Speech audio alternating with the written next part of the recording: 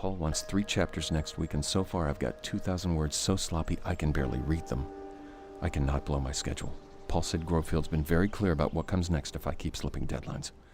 I know I've tended to prattle on about how useless subjective reviews are lately, but if ever there was a game that highlighted, at least to me, the need to hear multiple subjective opinions about the value of games, it would be The Novelist. Released late in 2013 to comparatively little fanfare, it's a game about a husband and wife and their young son who move into a haunted rental property for a few months so that the father can focus on writing his novel, all while a ghostly presence whispers into the father's ear and tells him what to do, and... Okay, yes, there are certain similarities to a famous Stanley Kubrick film and/or Stephen King novel. But where The Shining takes alcoholism and obsession with work and frames them as ghastly horror and madness, The Novelist instead seeks to examine the boundaries between work and family, between making sacrifices for something you care about and hurting other people in the pursuit of something you want. It's a similar setup with similar themes, but The Novelist is more exploratory where The Shining is prescriptive. It wants players to traverse the possibility space where these two ideas collide through its mechanics rather than dictate the dangers of the extremes through its narrative. The game attempts to bridge the gap between those who like character-driven games and those who look for a more substantive mechanical interaction than you might see in something like a Gone Home or Proteus. It does this through 2 systems, one designed to facilitate narrative choice and one that attempts to make minute-to-minute gameplay engaging in a way that those other games don't necessarily focus on. Gameplay consists of trying to find each family member's true desires for each round of play, and picking one person to get exactly what they want, one person to get a compromised version of what they want, and one person to be left out in the cold. Players have to read notes, letters, journals, paintings, and other personal artifacts scattered about the house. And because the family is there while you're snooping around in their business, The Novelist feels more like voyeurism than Gone Home's archaeological narrative discovery. This isn't helped by the fact that players must also possess characters to see their internal thoughts. It's a handy way of conveying the mood each character's in, to be sure, but it also drives home a sense that you're sort of a peeping Tom. Once the player has stalked a character enough, they can then identify the object that acts as that character's decision marker and end the round by choosing that character as the winner. The twist to the minute-to-minute gameplay being that you're the ghost of this particular haunted house, and as such, being seen by any of the family members can spook them so badly that you lose the ability to choose their desire or their compromise for that round. To avoid detection, the player hops from light fixture to light fixture where they're invisible to the family and can even distract them by making the light flicker. Again? I just fixed it. To read the notes or possess people, though, the player needs to step out of the light and risk detection. It's effectively a super light stealth game, hopping from safe area to safe area, except instead of jumping out of the shadows to knock out a guy, you're jumping out of the shadows to read a note from Linda to her parents or possess Dan and see how he's been feeling lately. In fact, it's such a light stealth system that it's really hard to fail. In my very first playthrough, I was spotted only once by Thomas, and even then I didn't really manage to lose his desire for that chapter. That only happens if you're seen twice. The system does achieve some success in giving the game a spat of short-term tension. You need to always be aware of where everyone in the house is so that you know you're safe to exit your lamp, and it makes possessions a little more thrilling when you know the characters may turn around at any minute and see you if you aren't careful. But on the whole, it's airy, a bit vacuous, and tangential to the core ideas being explored in the game. It's not that it doesn't work, it does, but it feels too much like filler, like jangling keys to distract you from the game's down moments. So much so that the game even asks you up front whether you want to bother with it at all or just explore the story. If anything, the stealth system serves to underscore just how superfluous mechanical focus can be within the context of a game that's trying to do more than test your environmental awareness and dexterity with a mouse. Gameplay mechanics shouldn't just exist to give players something to do any more than shots in a movie shouldn't exist just to look pretty. They should be there for a reason, whether that's to reinforce tone or be a core thematic element. Having the option to turn the system off entirely sort of feels like the game admitting that it's an extraneous element, that the stealth mechanics are an olive branch to those who would petulantly refuse to play the game if there wasn't some skill-based mechanical hook. Still, it's there if you are that sort of person. The Novelist puts forth the effort to give you that level of mechanical motivation. Just know that in doing so it becomes a great example of why more mechanics don't necessarily make better games. The real meat of the game, though, isn't found hiding inside of a lamp and waiting for a room to clear out, but in making a recurring decision about who is going to get what they want. Unlike the stealth mechanics, these decisions carry a sense of heft. Every choice means that 2 people lose out. For example, in one round of play, I suppose this game would prefer they be called chapters, the family comes into a small inheritance. Dan wants to use it to place an advance pre-order ad in the local paper to motivate him to work harder. Linda would like to use it to attend an artist's co-op, and Thomas would like to spend it on a summer camp. Only one person can see their wishes fulfilled, and it's up to you to decide which path the family should take. Once the decision is made, you get some brief exposition over a still scene as characters respond to what they did or didn't do. Because of this, it's easy to boil the Novelist down to Fallout endings, the video game, but that does it an injustice. If anything, the Novelist highlights how badly modern Fallout games convey consequences of decisions when they aren't at a grand scale. Everyone remembers who they gave New Vegas to or whether they blew up the bomb in Nuketown, but quests for smaller characters with more personal arcs lack that sort of narrative impact and closure. You could complete a quest early in the game and then 20 hours later when you beat the game get a follow-up in the form of a title card and voiceover for a town you haven't visited since. With New Vegas's independence formally declared, Goodsprings thrived. More travelers stopped by Goodsprings on their way to and from the Strip, and the locals grew prosperous from the traffic. Here that sort of feedback is front and center, with every character winning or losing based on your decisions every round. Unlike Fallout, the intervals of feedback are regular, and the differences in outcome are granular enough that you feel like you're helping shape the course of the Kaplan's summer.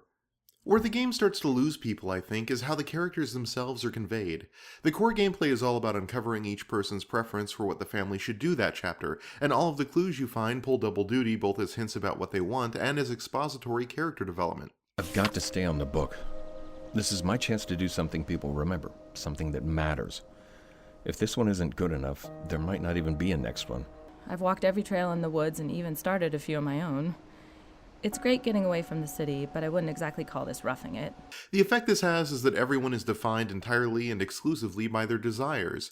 Dan won't shut up about his book and does nothing but complain about his family, and Linda seems to have an eclectic list of demands. From hiking to going back to painting to rekindling her marriage. It runs the risk of turning the whole family into narcissists interested only in their own needs.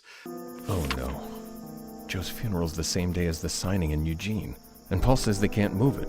So much for a choco.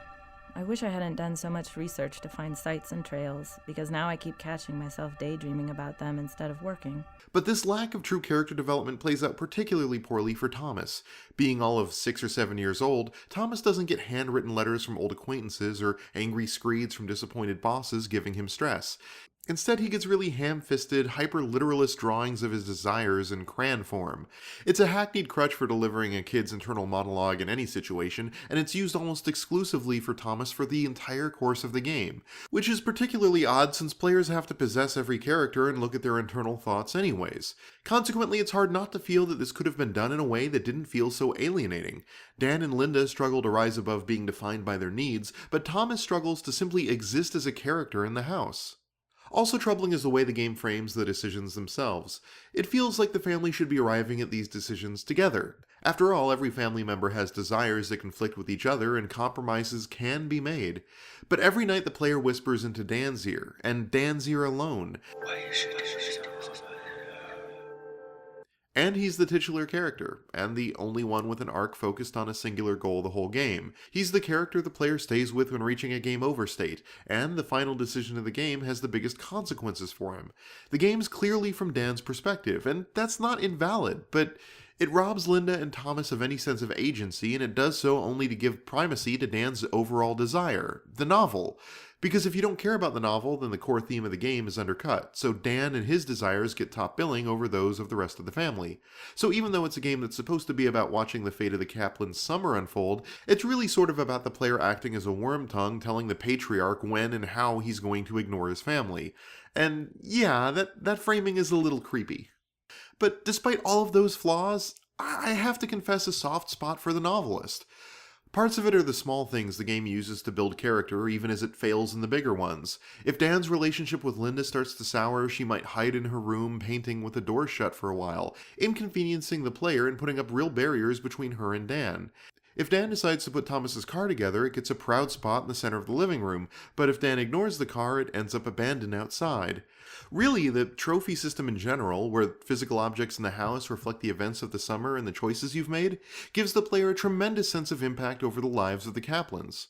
And while the writing never delivers a strong sense of character, it certainly delivers a sense of consequence, as every ignored plea or granted wish is met with either elation or frustration. You really do feel like you're straining a marriage, disappointing a child, or neglecting your work with some of these outcomes.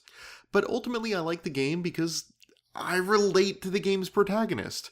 I mean, as someone who just started a Patreon campaign, how could the following quote not at least in some way speak to me?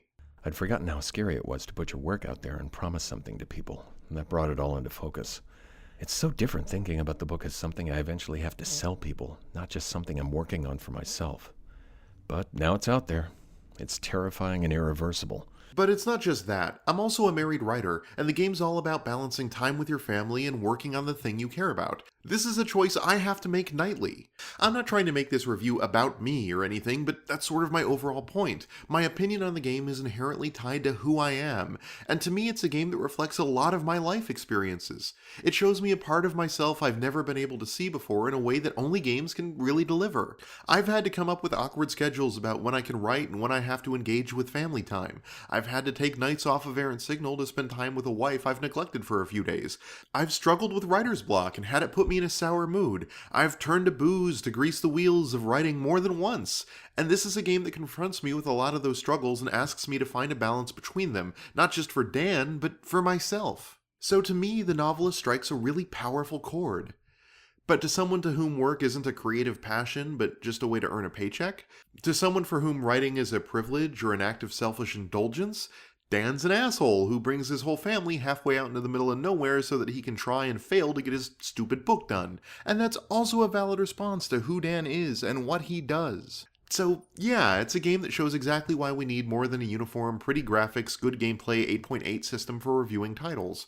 The horror of objective reviews isn't just the idiocy of the phrase or the stubborn way gamers frame any review that's too positive on the bell curve as money-hatting or too low on the bell curve as link-baiting.